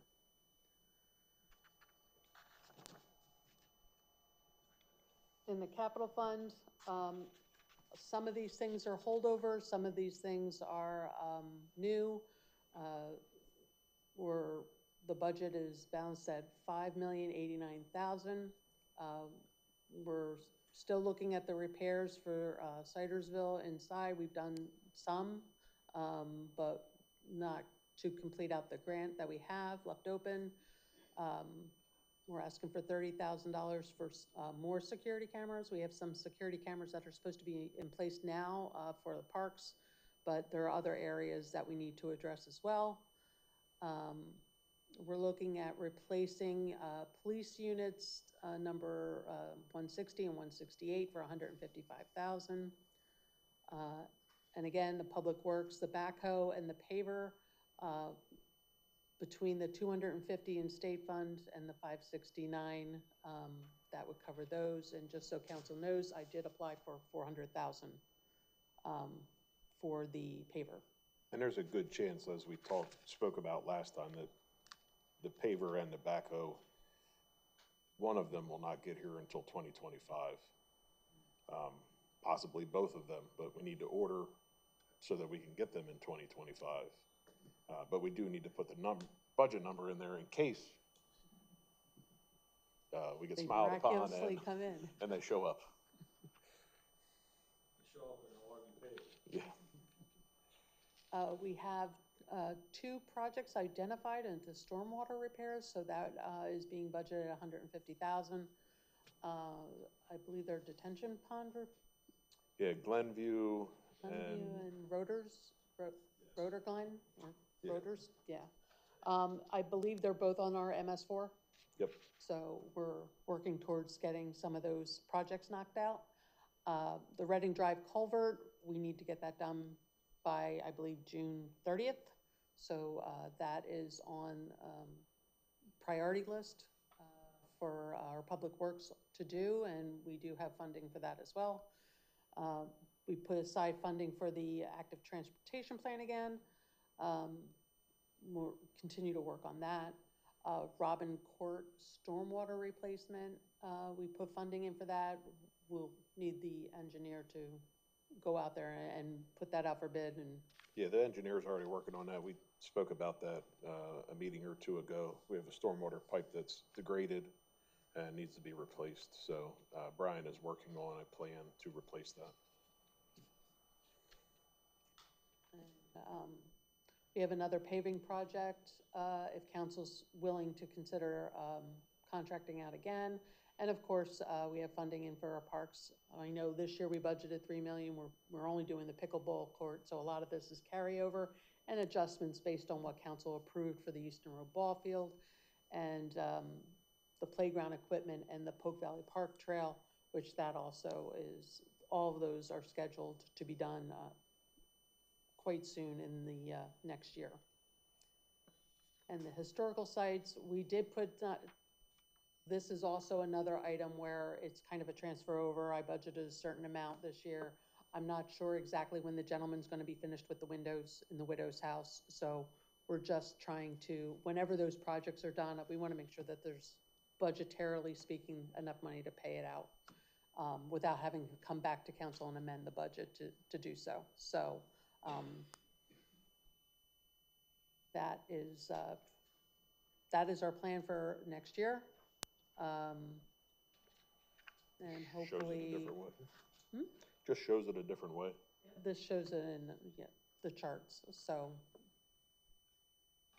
Thank you. Just our 2024 projects that we expect to get done are the Reading Drive culvert replacement, Polk Valley Trail resurfacing, the pickleball court, Eastern Road Ball Field, 2 new police vehicles, asphalt paver and backhoe for Public Works, upgrade to the township website, retrofit 2 stormwater basins, Glenview and Woodfield.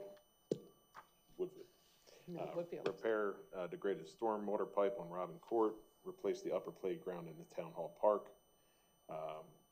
Public Works Department paving and chip program, they're normal, and then if council so chooses, a paving and stormwater project by a contractor. Okay, why wasn't this Thank you, Mark. PowerPoint in our packet?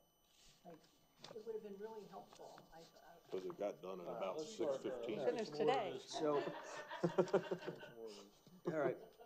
Mark, any questions or comments for They Kathy? were Mark? hot when you got them. I think just the library. I think we should budget 125 for that. You know, we haven't received a no yet. They voted no, but that doesn't mean, maybe they have a second thought. Okay. So. That's fine. I'll agree with Mark, and other than that, I have nothing. Thank you, and thank you, Kathy, did a great job. Just a couple of, handful of observations. The 3% raises across the board for staff, I think, is appropriate, and I think that should be in the discretion of the township manager as to how to allocate it. I mentioned earlier during the presentation by Lower Saucon Fire Rescue, about allocating $4 million for fire station and equipment planning, so I'd like to see that. Kathy, you had mentioned the crossing guard fee. I had received a report that there was a period of time where crossing guards were not present. I don't know if we get any, and this isn't necessarily related to the budget. Well, I guess it is in a way. But that crossing guards were not present during certain periods of time. I don't know if we received any reporting from Hellertown as to how that money's being allocated, but if we're paying for it, and we want to make sure that they're actually having those services provided. I can definitely reach out to the chief of police there and see how that's being scheduled. For the parks, the 2.5 million, Mark, you brought up a few meetings ago the idea of trying to have a turf field constructed up at Pope Valley. I mean, I don't think $2.5 million is necessarily going to cover all of that, but that's something that we need to look at and maybe address at some point in the future, the cost of that, if we're going to look into doing it next year or thereafter. And then the other question I have is with regard to the capital expenditures and project money, we had received word that the Meadows Road bridge is subject to being replaced probably in the spring or early summer of next year. I assume that all of the improvements there will be taken care of by the county since it's a county-owned bridge.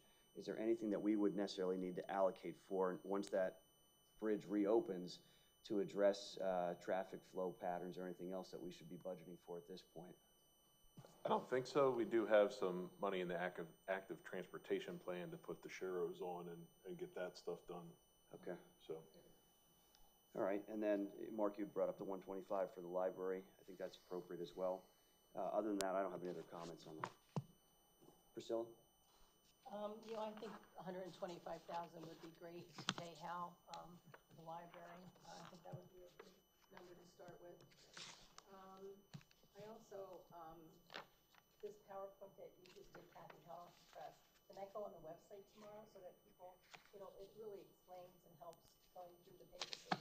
Well, Mark did a lot of that work on the PowerPoint. Give credit where credit is due. Share the compliment then. Yeah. Okay. So question, some of these numbers, like data processing, was really high up there, and that was because of all that IT stuff and. Well, like I had mentioned, we budget a large amount in replacement because we are looking at our servers. Our IT individual is, I think we have 4 or 5 servers that handle different functions separately. So every 7 years, they should be replaced. So he's looking at replacing, looking at what he's working on one right now to replace for this year and then next year, and hopefully get into a rotation where we're not putting ourselves against the wall and having to replace all of them at one time. The other item, like I had mentioned, is that we are looking at different companies in providing a website. That was all on that one slide, so that was, that was good. So, and then I guess the highway part was up like 46%. What was that? Well, as I had indicated, a lot of the stuff in there is pretty much the same except for the services for the grit and oil separator. And we're budgeting again for removal of dead trees. Right. That's a large expense because our guys can't always do it, although they do a lot. The other item is that we're asking guidance from council on this, is that we were looking at hiring an assistant to the Director of Public Works, and if you were acceptable of that. And that was the bigger item in that whole department. Okay. And then there was, wait, where did I write it down? Shoot.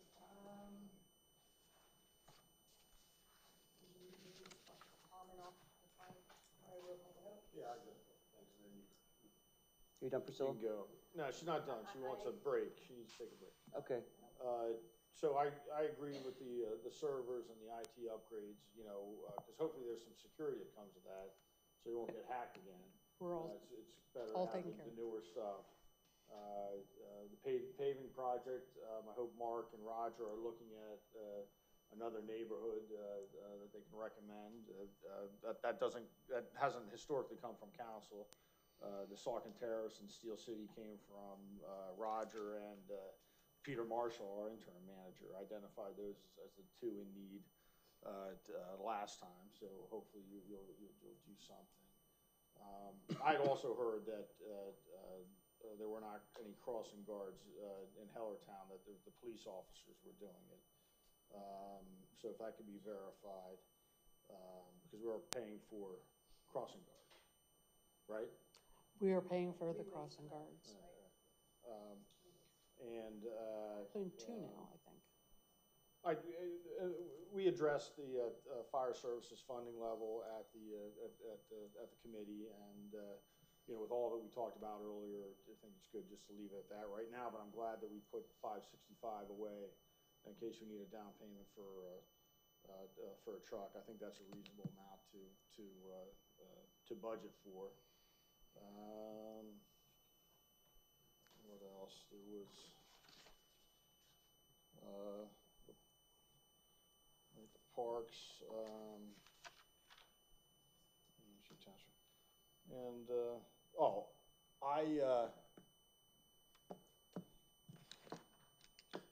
I think our staff has done a wonderful job this year, and inflation is still through the roof. It's 3.7% in August. And that's the watered down number from the Biden Labor Department.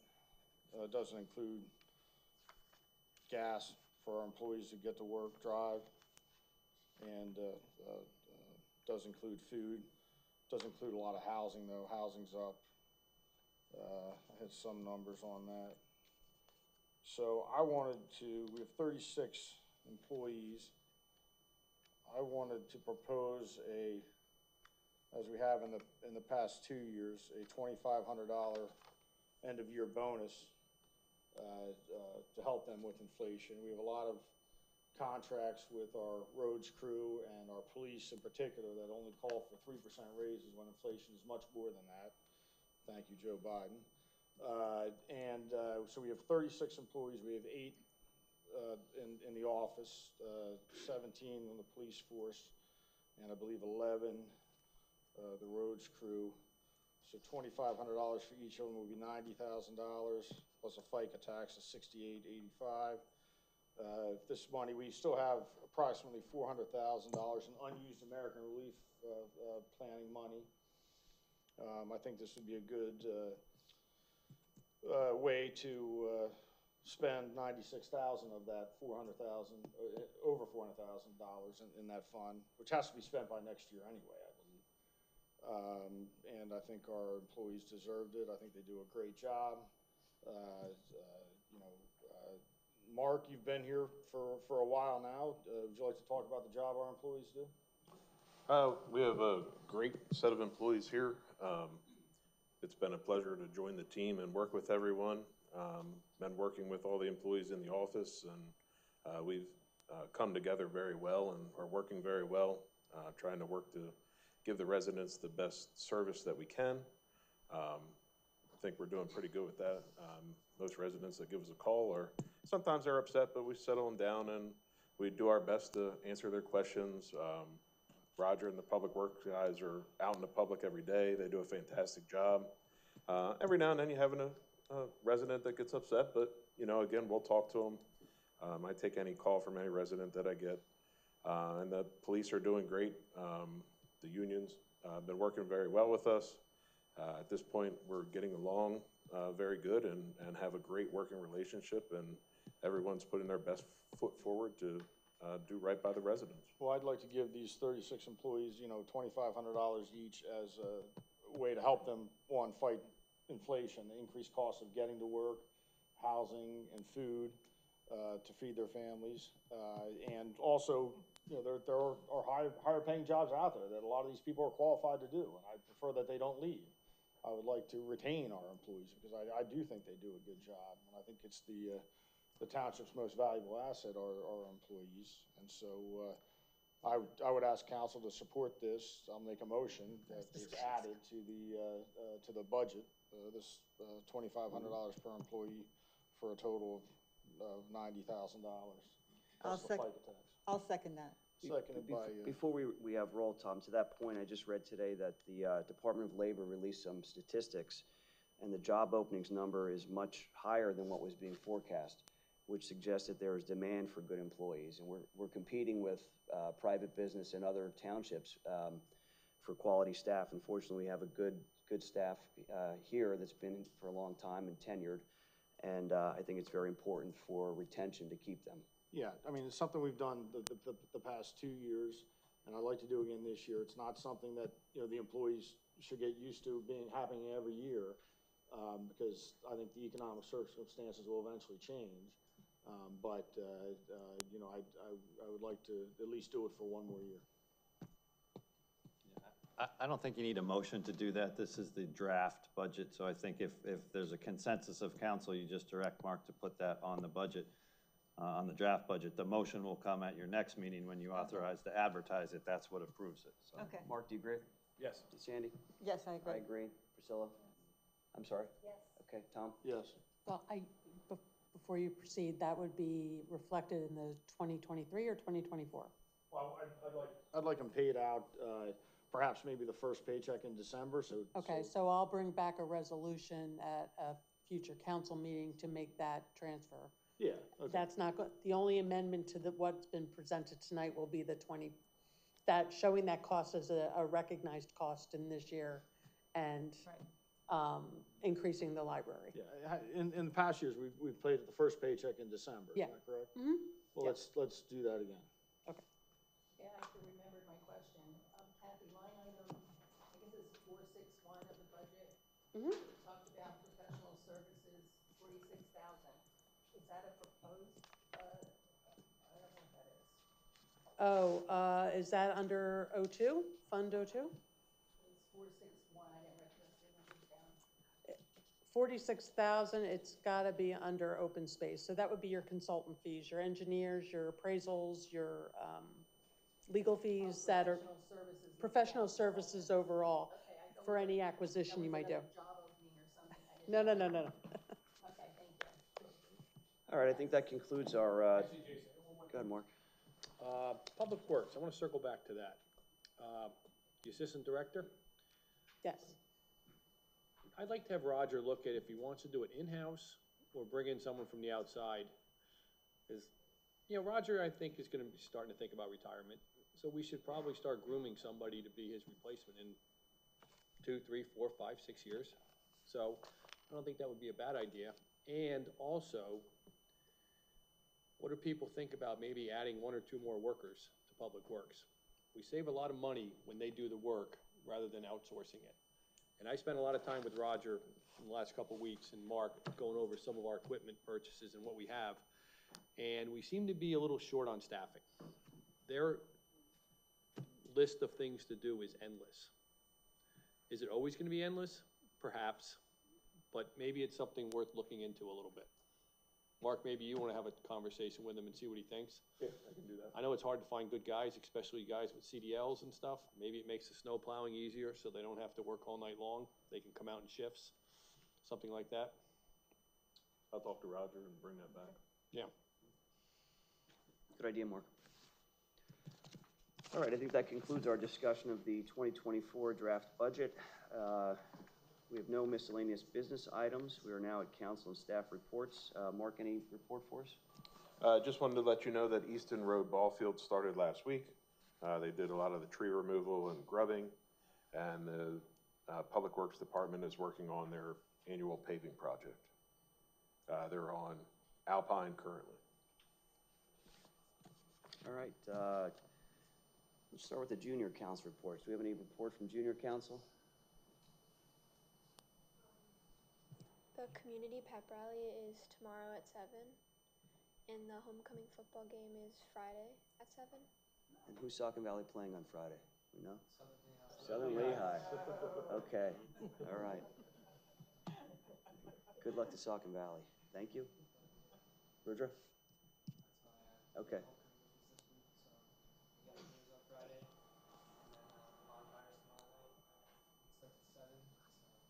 All right. Enjoy the festivities. All right, council reports. Mark? I'm good. Sandy? I have nothing. I have nothing. Priscilla? Yeah, I just want to say that the Still City paving project is ongoing, and I guess most of it is okay, but I know I've talked to Mark about some issues and some complaints. So I hope they can be addressed by the contractor. And I just wanted to make the rest of the council aware that there are issues out there, so. Okay. Is that all? I think so. Okay, Tom? Yeah, we had a planning commission meeting on, when was it, last Thursday. Unfortunately, only 2 members could attend, but we did present the land use plan for the landfill to the public, so we didn't have to wait till our October meeting. And that went well. We generally get good attendance at planning, but we have jobs and families. So hopefully we'll have a forum in October.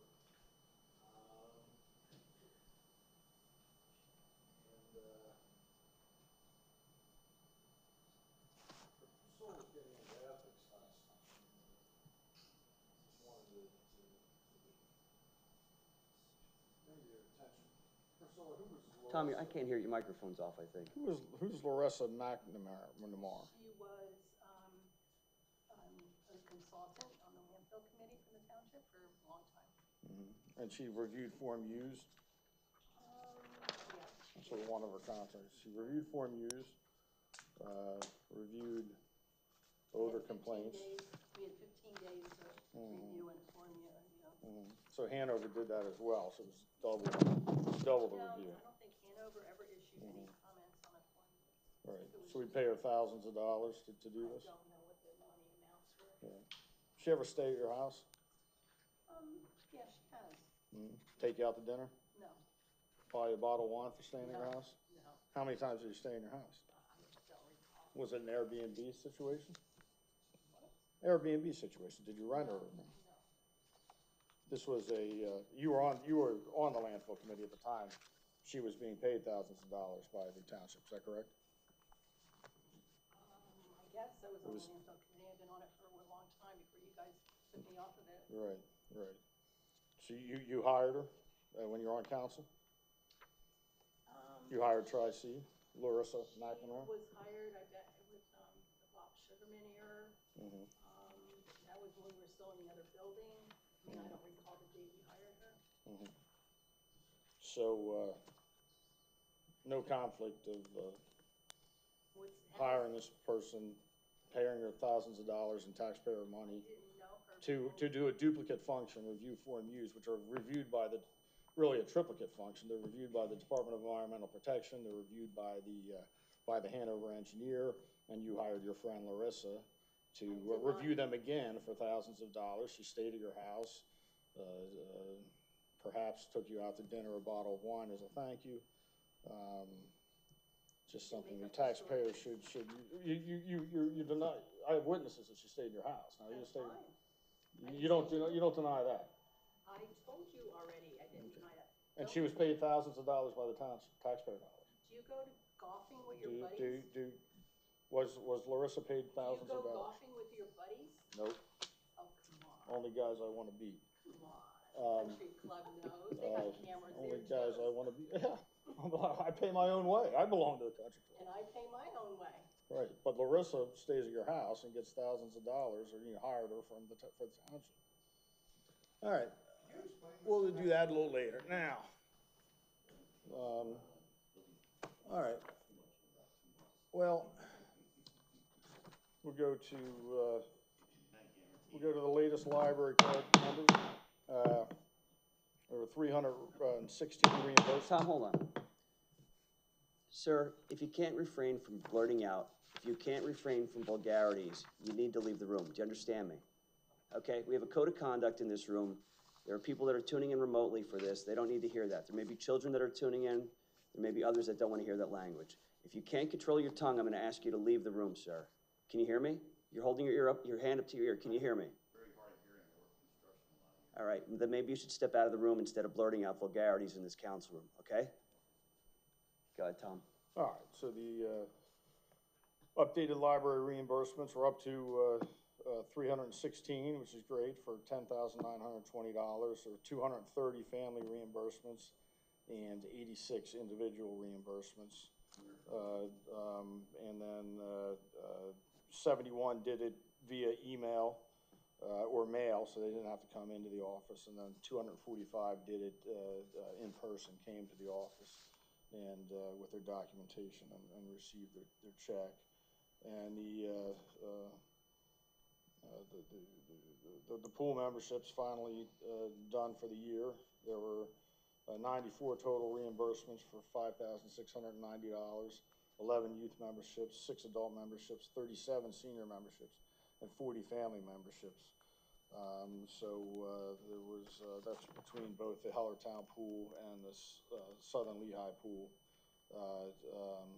So I think these programs really give us, an insight when we do it this way to who's using the libraries, how much they're being used, what exactly we're paying for our nearly 12,000 residents. So I thank Kathy for giving me these numbers, and I think that's all. Did she give you the numbers about Larissa too? No, I had them from a previous thing. I had them from a previous thing. So when our former township manager was here. All right, I think that's it. All right, thank you, Tom. All right, solicitor report. I don't have anything. All right, we have no engineer here tonight. Public comment, non-agenda items, residents and taxpayers only, 3-minute time limit.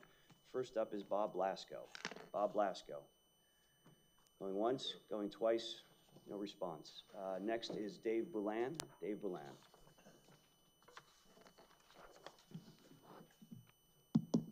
Hey, I like this microphone, and you speak into it. It does a good job. I want to comment on the slides that you have. A lot of information there. The only graphs that I saw that I had a problem with are so small you can't read them. I think they were informative, but the fonts need to be bigger. All right, so that's really great. I want to thank the council for forward-looking, all of you, forward-looking, doing the budgets. Boy, that's a really tough nut to deal with. But you're ahead of the game, and I know you're tired and it's late. Anyhow, congratulations on that. Yeah, I'm a citizen. I pay taxes. I see the 3.6% in August going up. I appreciate working people. I am retired. I'm not a millionaire, though, unfortunately. And yes, having a little extra kicker there is if you have it. I know you are financially responsible, and there's no doubt about it. We can clearly see that. So appreciate that. Appreciate the hard work that you people put in, and including the fire folks and the police. Yeah, without them, this town would be a lot different, and we'd be paying a lot more in terms of fire protection if we had to. So kudos to you working on it, taking the time to do it all right. I appreciate the people that are professionals in this room, and I know doing business meetings, you learn a heck of a lot, and it's brought a lot to the table here. And thank you, Mark, for joining the crew. So, and yes, he does take calls, and yes, he does respond. He's great. Thank you very much. Appreciate it. Thank you. All right, next is Mark Ozimic. Mark Ozimic. Going once, going twice, no response. All right, motion to adjourn. Motion. Excuse me, I'd like motion to adjourn. Second? I think Andrea, did you say you were on the list? No, she's not. I called the names. But I didn't know I didn't see the slides before. So this is non-agenda items. No, there are no other names on the list.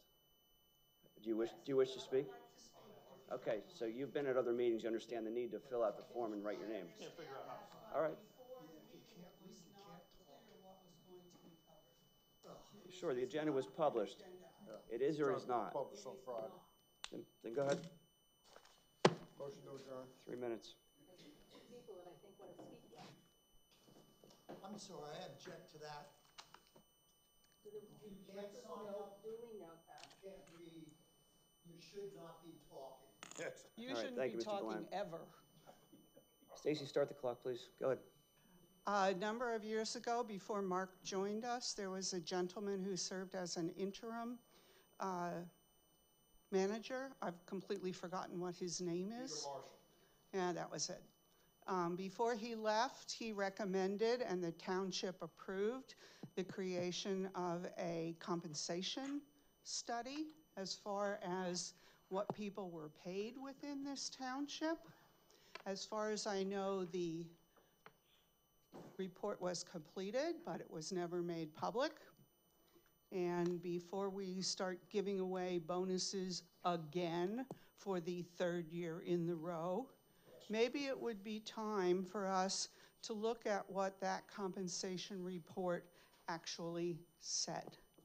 Because my suspicion is it says we're paying above average. I'm more interested in the fact that my tax money was spent to pay for a compensation report for which we have received no information. Thank you. All right, thank you. I think that concludes everybody that's asked to speak on the non-agenda. Yeah. Did I miss anyone? No? All right. You made a motion to adjourn. I second it. Mark? Mr. Benonis? Yes. Mr. Croce? Yes. Ms. DeLeon? Yes. Mr. Engels? Yes. Ms. Yerger? Yes. All right. Have a good night, everyone. Good night.